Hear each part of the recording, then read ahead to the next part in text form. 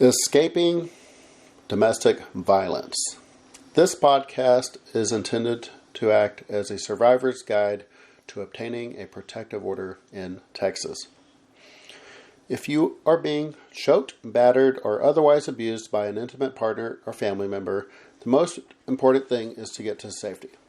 Once you have escaped the violent situation, you may want to pursue legal protection by obtaining a protective order. This article walks you through the process of getting a protective order in Texas. Number 1, escape the abuse and get to a safe place, such as a domestic violence shelter, friend's house, or public location. Call the National Domestic Violence Hotline at 1-800-799-7233 for help making a safety plan and finding local resources. 2, consider whether to call the police to report the abuse, especially if there was physical violence. Having a police report can serve as useful evidence when seeking a protective order. However, you can still obtain a protective order without a police report. 3, to request a protective order, fill out an application for protective order, available through the Texas Advocacy Project at www.texasadvocacyproject.org or from the district attorney or county attorney's office.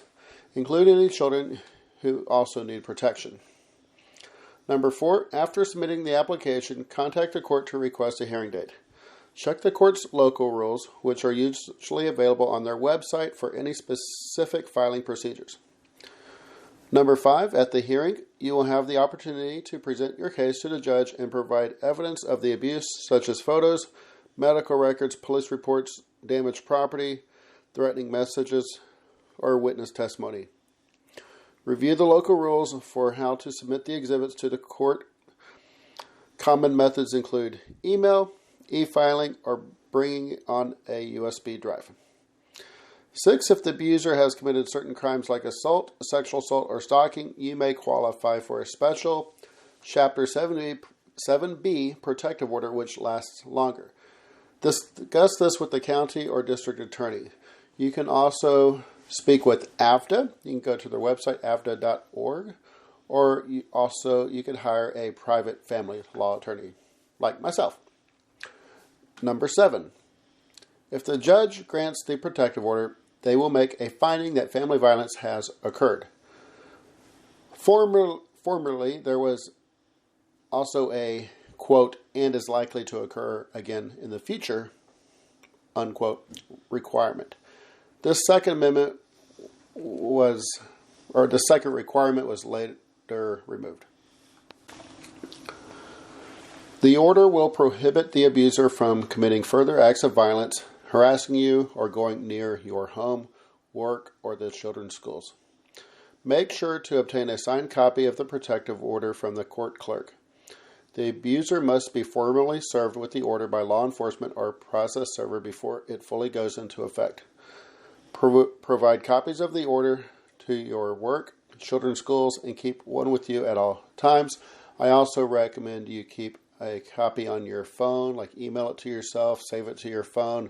That way, if something happens, you always know where it is, so you can show it to like a police officer. When you on the phone, scroll down and make sure you show the police officer that it is actually signed by a judge. And you can also just give them the cause number and they can call it up and verify it from their office. Number 9, a protective order typically lasts up to 2 years. The abuser has 30 days to appeal the order after being served. If no appeal is filed, the order remains in place for the stated duration. Remember, abuse is never your fault and you are not alone. In addition to the National Domestic Violence Hotline, here are some Texas resources that can help. Number 1, the Texas Advocacy Project. Go to their website at www.texasadvocacyproject.org. You can also visit the Texas Council on Family Violence. Go to their website, www.tcfv.org. You can also visit Texas Rio Grande Legal Aid, or go to their website, www.trla.org. You can also go to your county and district attorney offices for a list of how to find your prosecutor, I guess. You would go to www.tdcaa.com/public/find-your-prosecutor. And also, if you visit the website article associated with this podcast, click on that. You can review the article and scroll all the way down to the bottom.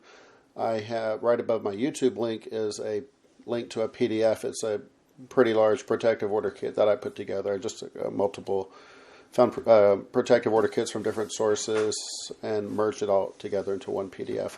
So check that out. Also, for more information on protective orders and legal resources for survivors, please subscribe to my YouTube channel. Thank you for listening.